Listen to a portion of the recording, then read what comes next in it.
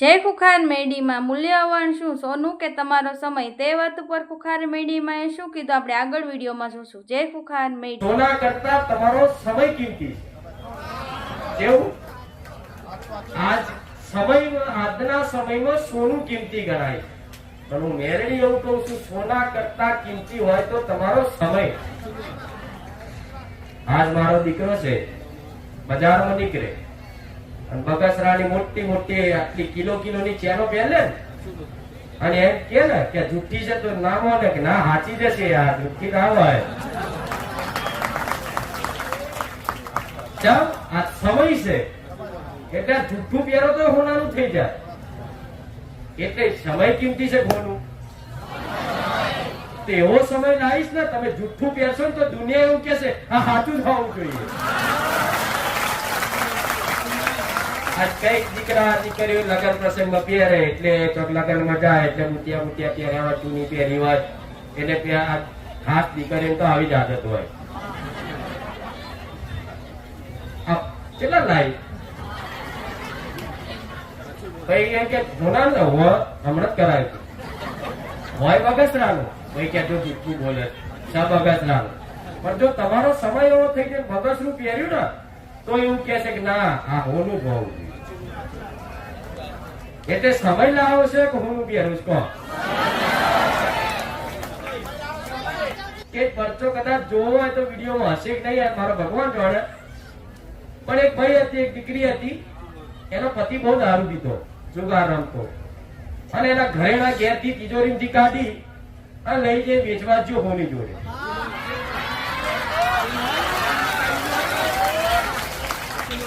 અને એ દીકરી મારી ભાવિક હતી. એ જતા જતા ખાલી એટલી પ્રાર્થના કરી કે માં મારો પતિ માં હોની તો હોનું વેચવા જશે, પણ માં ખુખાર મેળવી માં હોની ભલે હોની જોડ જાય પણ હોની એવું કે જુઠ્ઠું છે તો માં તું હાચી.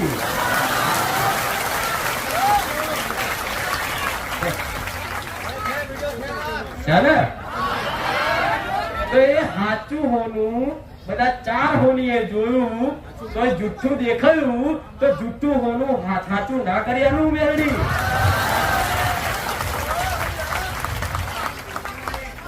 વખાણ નહીં કરતી નકર દુનિયા એમ કે છે કે માતાજી બહુ વખાણ કરે.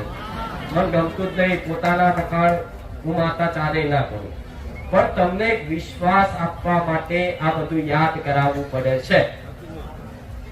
એટલે દોરા હોનું બધું હોય ને તમારી ઘેર તમારી માતાના આશીર્વાદથી, તમારા મા બાપના આશીર્વાદથી, પૂર્વજોના આશીર્વાદથી તમારા ઘેર સોનું ચાંદી ઘરેણા બધું હોય. અને હું તો કોઈ ના હોય એના મારા આશીર્વાદથી ઘેર આવી જાય. પણ એ સોનું જવેરાત ચાંદી જે તે હોય એ પહેરીને ચારે અભિમાન ના કરતા. હું એવું કઉ છું જરા ગરામ દોરો નહીં હોય, કોઈ દોરો નહીં જોયો હોય, જો આ અભિમાન મુક્ત હોય ને આ દિવાળી દોરા પહેરાવું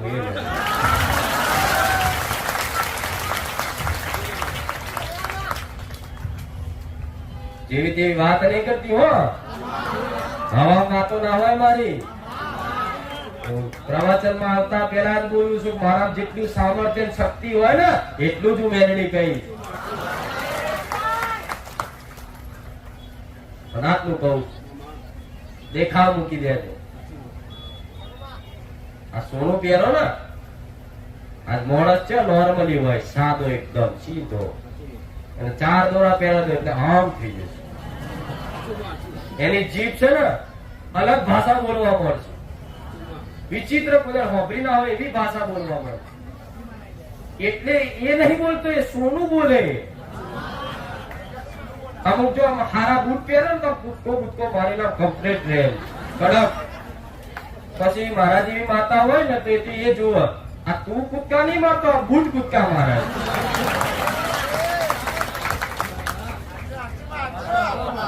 અત્યારે એકદમ જો કઈ જૂના કપડા પહેર્યા છે, પણ દિવાળી આવશે બધા નવા પહેરશો ને.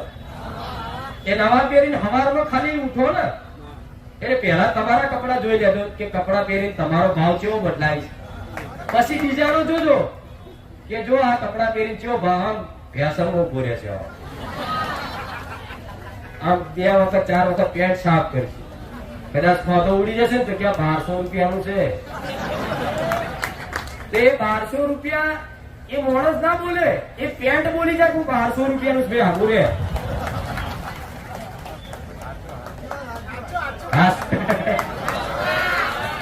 હું એટલે ના પાડું છું કે આવો બધો દેખાવ તમે પહેરો, વ્યવસ્થિત પહેરો એવું, પણ મોહ ના રાખતા. નકર 100% એવું કહું છું, આ બધા કારણો દુઃખી કરવા મોટા મોટા બનશે કે નહીં? હું એવું નહીં કે મેલા કપડા પહેરો, ના, સ્વચ્છ રહેવું, એકદમ શુદ્ધ રહેવું, પવિત્ર રહેવું. પણ આવો દેખાવ કોકને જલાવવા માટે, કોકને બળતરા કરવા માટે તમે દેખાવ ના કરતા, દુઃખી નહીં થવા. આવું મેળવી કહું. આ જે મારા દીકરાની ભાવના છે, જે હું મેં એના જીવનમાં આવ્યું છે ને, એના અનુભવના માધ્યમથી જ હું કહું છું તમને. એના અનુભવ કરાયો હશે તારે. દિવારે કોઈકના જોકર ના કપડા પહેરાજો, જો જોકર જેવો કૂદકો મારે નહીં, પણ કહેજો મારશે કે નહીં મારે. કોઈ નાના દીકરાના હંગે રોજ તમે નવા ફેશન વાળા કપડા પહેરો, ફાટલા તૂટલા, એટલે પછી તમને એવો ભાવ જાગે કે નહીં? જાગે કે નહીં? મારો દીકરો કુંડા ચશ્મા પહેરે એવું ના હોય. મને કે માતાજી હા મારા દીકરો ચશ્મા પહેરે, કોક દાડો હોય, એ તો કોક દાડો પૂછ. એ તે ખાલી આ બધા કે મારી પહેરો ને એક વાર પહેરે ને હા જબરા લાગે નહીં દેવા. રોજે રોજ હું તા પાડું. સાચું નહીં? મને બીક હોય કે તું ફેશનની દુનિયામાં જતો રહ્યો તો મને મૂકી દઈશ. એ તમારી માને આવી જ બીકો. રોજ મારા દીકરાને જો નવા કપડા લાવેલીશ, ભૂલું લાવેલીશ, હારી મોંઘા મોબાઈલ લાવેલીશ ને, ફૂલ્યો ફરશે. લોકો બળતરા કરાવે, જો મારો આ ફોન છે, બસ 25,000 નો ફોન, લાખ રૂપિયા નો વાપરો. એ અભિમાન કરીને માતા કે હા સોની મની રહેતી. ફોન પગરે તૂટી જાય ને, એટલે જે 25,000 નો લાખ રૂપિયા નો વાપરતો એને તો 1000 નો વાપરવાનું થાય ને, તારે એને ખબર પડે કે અભિમાન નહીં સારું. અને બધી તમારે મોબાઈલ હારા વાપરવા હોય, કપડા પહેરવા હોય, સોનું પહેરવું હોય, બધાની ઈચ્છાઓ આવી હોય, કામના હોય જ કે ગાડી લઈને ફરવું, બાઇક લઈને ફરવું જરૂરી છે. જીવનમાં સાધન બધું જરૂરી છે, પણ એની કામના ના કરશો. આ જોઈ લઈશ, પેલું જોઈશ. તમને જે જરૂર છે, અત્યારે તમને બાઇક ની જરૂર હશે તો તમારી માતાએ બાઇક તમને લીયાની જ હશે. હું મેળવી આવું છું. હા શું ખોટું? જેના સાધનની જેવી જરૂરિયાત હશે એ પ્રમાણે એને લીયાલ્યું જ હશે. તમને કપડા પહેરવાની જરૂરિયાત છે, તમને કપડા વગરના માતાએ રાખ્યા? કઈ દિવાળી આવી કપડા ના લાયા હોય તો હેડો બન્યું એવું? તમારી માતા તમારી દરેક જરૂરિયાતો પૂરી કરવા માટે તત્પર, રોજ હાજર ને તૈયાર જ હોય છે. પણ માગણી બંધ કરી દો. જો છેલ્લે પોઈન્ટ મારો એ જ આવ્યો કે માગવાનું બંધ કરી દો. આલે કોઈ હોમું નહીં જોવે. ભાવથી પ્રેમથી પડ્યા રહો એના શરણમાં.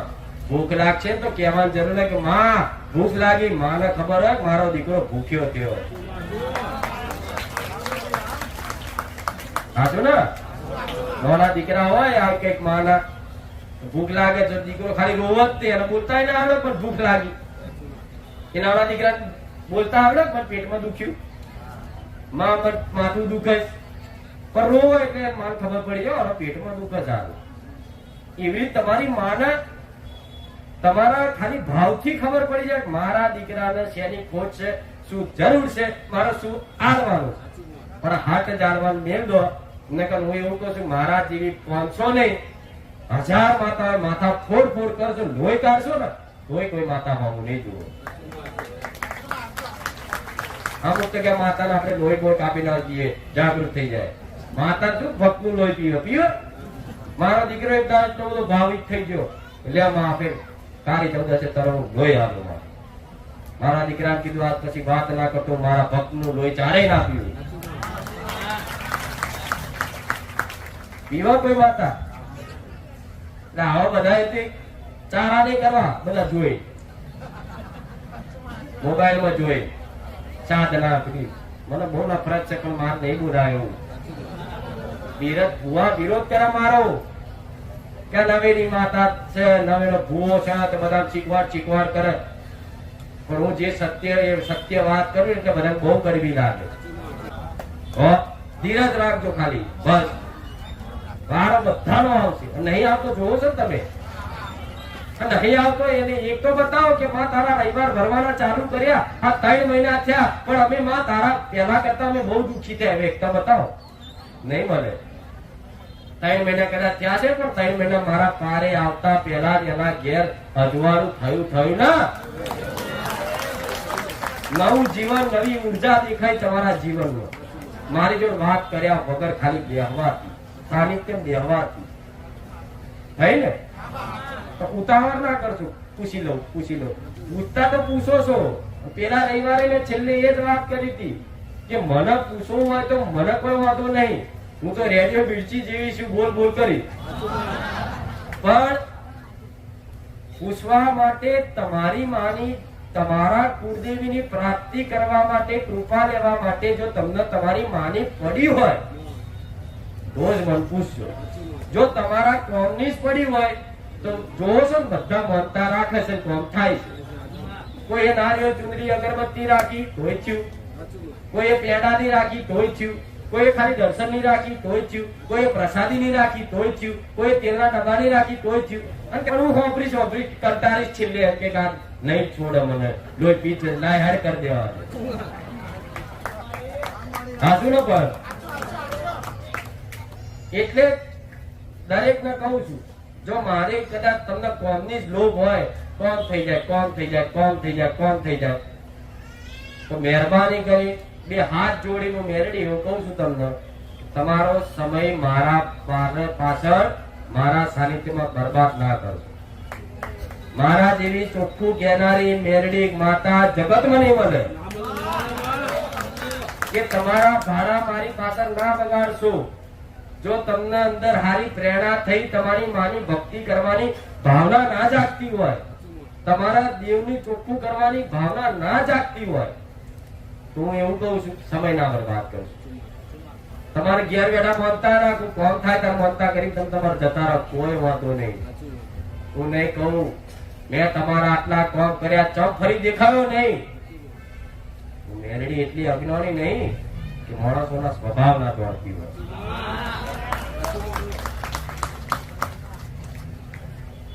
એટલી તો અજ્ઞાની નહીં કે માણસોના ભાવ સ્વભાવ ના દોડતી હોય. આવી વાતો છે. મારે કોનો કે મારી ગુજરાતમાં મોટા મોટી તમે ગાદી કરી દીધી, આ છે કોઈ?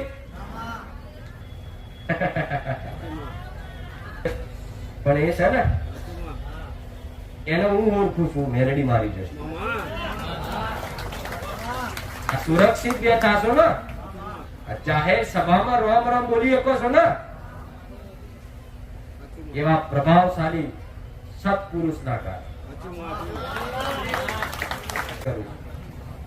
જે સત્ય છે ને, જેના રાજમાં મારા રામનું મંદિર બન્યું હોય ને, એને વડા મારા